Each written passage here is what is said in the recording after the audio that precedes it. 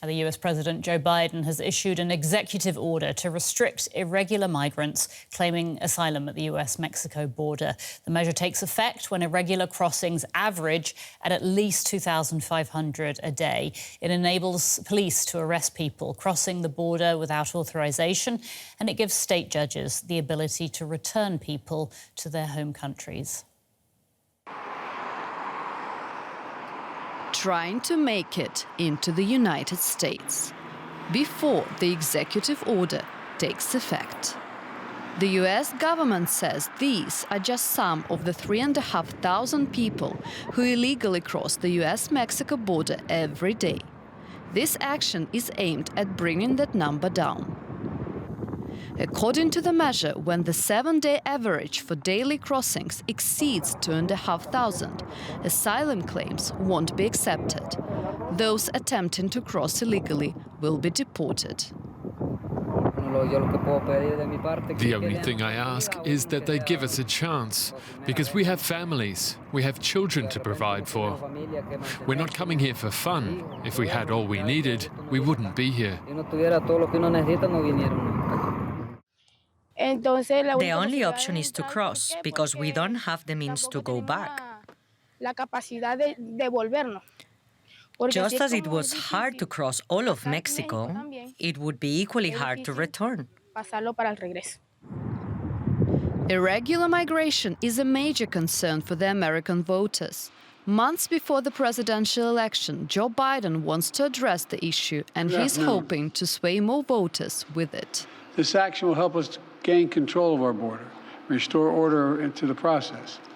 This ban will remain in place until the number of people trying to enter illegally is reduced to a level that our system can effectively manage. We'll carry out this order consistent with all our responsibilities under international law, every one of them. However, it's unclear how this order will look in practice.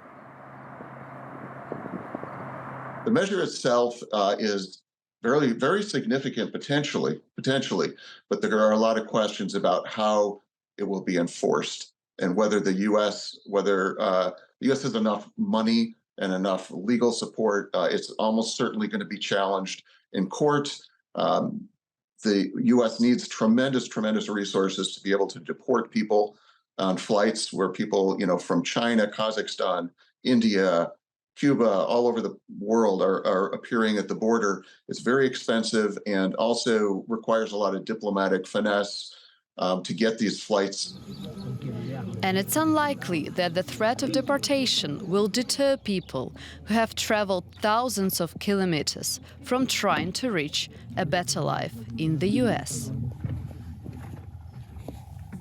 OK, let's get more on this from Boris Foreman. He's a professor of political science at the Bard College Berlin. That's a private German-American non-profit university. Thanks for your time today, Boris. Tell us, what will this executive order mean in practical terms for people who want to seek asylum at the US-Mexico border?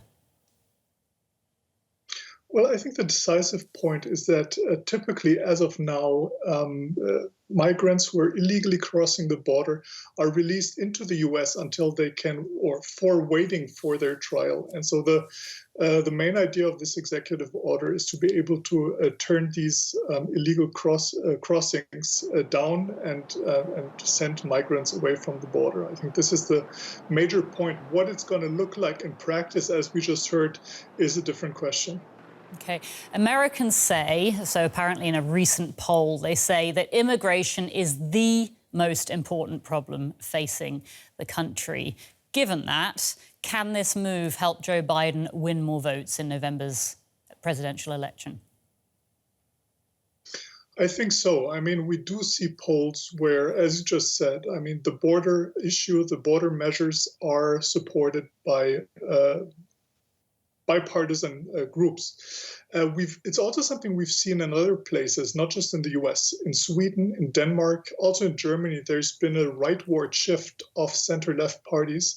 And in Denmark, it has been quite a successful strategy for elections. So I think there is indeed a chance for Biden to benefit from this. What he's speculating on, of course, are the moderate Republicans that he seeks to mobilize.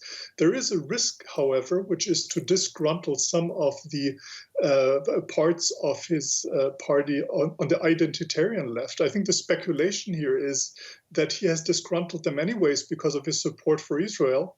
And so I think he's placing his bets more on the moderate Republicans than on the identitarian left. Mm-hmm. We'll talk about the criticism of this move in just a moment, but I did just want to ask, if we look slightly more with more detail at this executive order, are there any loopholes in this, or is this a blanket ban?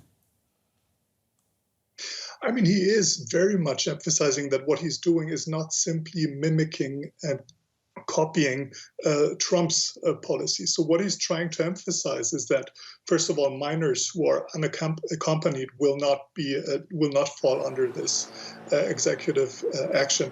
Children will not be separated from their parents. There are certain groups of political refugees that can credibly prove that they are in threat of torture in their home countries that will also not be met by this executive action. So there are certainly some limitations.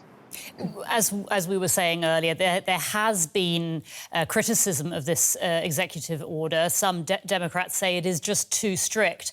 But what other options would Biden have to limit the number of irregular immigrants in the way that this ban does, or this executive order does?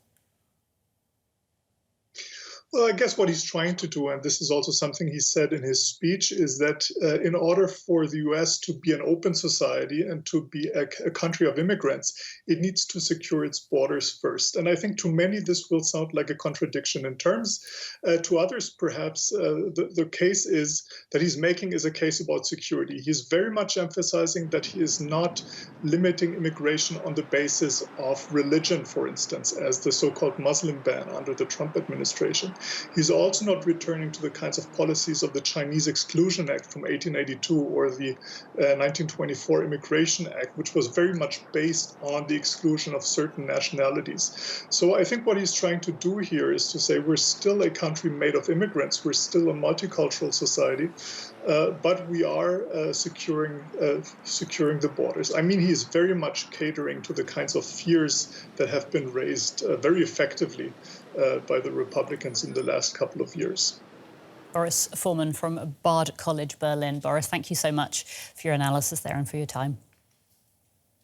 Thank you. Now, migration is one of the thorniest issues this election year, and one on which Biden's presumptive Republican rival Donald Trump is seen as tougher. Border crossings have risen considerably since Biden took office, peaking at 300,000 last December, but have fallen in recent months. In a recent poll, Americans said immigration was the most important problem facing the country. Maureen Mayer is Vice President for Programs at the Washington Office on Latin America, an NGO promoting human rights and social and economic justice in Latin America. Welcome to DW. What does this executive order mean in practical terms for people wanting to seek asylum at the US-Mexico border?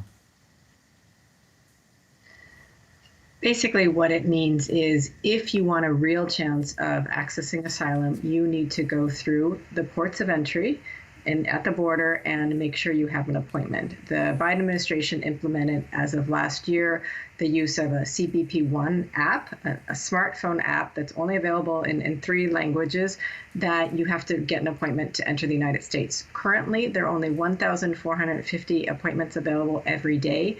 The backlog is dire. People can wait months to get an appointment, and then even the appointment could be a few months out. So what you're going to have in practice is a lot more people waiting on the Mexican side of the border in often very precarious and dangerous situations where they could be subject to extortion, kidnapping, other crimes, for the chance to cross into the United States. If you opt to cross in between the ports of entry, you would have to have either a very severe case of persecution, be a victim of trafficking, or be an unaccompanied child to have a real chance of accessing asylum in the United States. Does this violate US law? Yes, I mean, I think U.S. law and international norms, which the UN Refugee Agency also flagged today, say that once you are on U.S. soil, you have the right to seek protection in the United States. It's important to remember that President Trump had a similar asylum ban he tried to put in force, and other restrictions on accessing asylum that were also struck down in courts, and it's expected. There's no reason to say that this wouldn't happen again. We know organizations are already preparing legal challenges for this ban because they consider it illegal. Now, Biden has set the threshold for these restrictions to kick in at 2,500 border crossings per day. Can you put those numbers into perspective for us? That's extremely low. Currently, the average is about 3,500 crossings a day. I don't think in the past 2 decades we've seen less than half days actually go below that number of apprehensions. And it's important to remember that to get the ban, to get this lifted, you have to have crossings go below 1,500 crossings a day. We haven't seen those numbers since during the COVID pandemic in 2020. So it's a very low threshold, which means basically asylum will be barred for individuals crossing in between the ports of entry for much time. So should something else be done, do you think, to limit the number of irregular migrants? Or does the US have capacity to actually process higher numbers of people? Absolutely, more should be done. I think many organizations, including ours, have called for years to, one, look at the reasons why people are coming from Latin America and elsewhere, work with governments in the region on their response, including other governments that have provided legal pathways for migrants and asylum seekers. But domestically, there's a lot that needs to be done to invest in our own immigration court system. It's understaffed. There is an enormous backlog, which means it takes years for asylum cases to go through the system. And we need to invest in both that system and a system at the ports of entry so that people can be processed in an orderly manner, transported to different parts of the country where they have family or other destinations, and really work on coordinating between state, local, and municipal governments to better support asylum seekers and help them navigate the system in an orderly way. Thank you very much for your analysis. That was Maureen Mayer with the Washington office on Latin America. Thank you.